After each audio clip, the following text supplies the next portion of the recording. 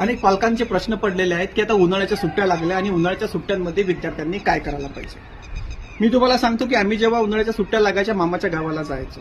आजचा पालक काय करतो, उन्हाळ्याच्या सुट्ट्या लागत नाहीत तर कोचिंग क्लासेस, छोटे मोठे classes, skating classes, sports classes, swimming classes, अनेक क्लासेसला त्या विद्यार्थ्यांना टाकतात.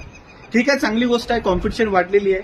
परंतु ही कॉम्पिटिशन जर बघितली तर फक्त शहरी भागामध्ये आणि ग्रामीण भागामध्ये याचा जमीन आसमानचा फरक आहे. ग्रामीण भागातील विद्यार्थ्यांना हे क्लासेस माहीतच नाही आणि शहरी भागातील पालकांना असं वाटतं की एका दिवशी एका मुलाने कितीतरी क्लासेस केले पाहिजे. तर मला अनेक पालकांनी जे प्रश्न विचारले की आम्ही समरमध्ये काय करायला पाहिजे, तर मला असं वाटतं की तुम्ही पालकांनी विद्यार्थ्यांना समरमध्ये थोडंसं मानसिकता शांत ठेवायला पाहिजे त्यांची.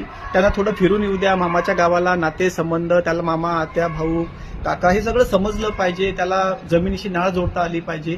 त्या विद्यार्थ्यांना पुन्हा वर्षभर शाळा करायचीच आहे. आज आपण मोठ्या मोठ्या ब्रँडमध्ये शाळांमध्ये विद्यार्थ्यांना टाकतो, त्या शाळांमध्ये सगळं शिकवलंच जाते. त्यामुळे काळजी करण्याची गरज नाही. विद्यार्थ्यांना त्यांचं मनाने जगू द्या. काय होतं की आपण जर त्यांच्या मनाने त्यांना जगू दिलं नाही तर पुढे हाच खूप मोठा प्रॉब्लेम येतो. कारण की अनेक शाळांची विद्यार्थी आहेत की जे 10व्या वर्गामध्ये गेल्यानंतर सुद्धा त्यांना वाचता सुद्धा येत नाही. त्यामुळे पालकांनो, विद्यार्थ्यांच्या मनाने त्यांना राहू द्या.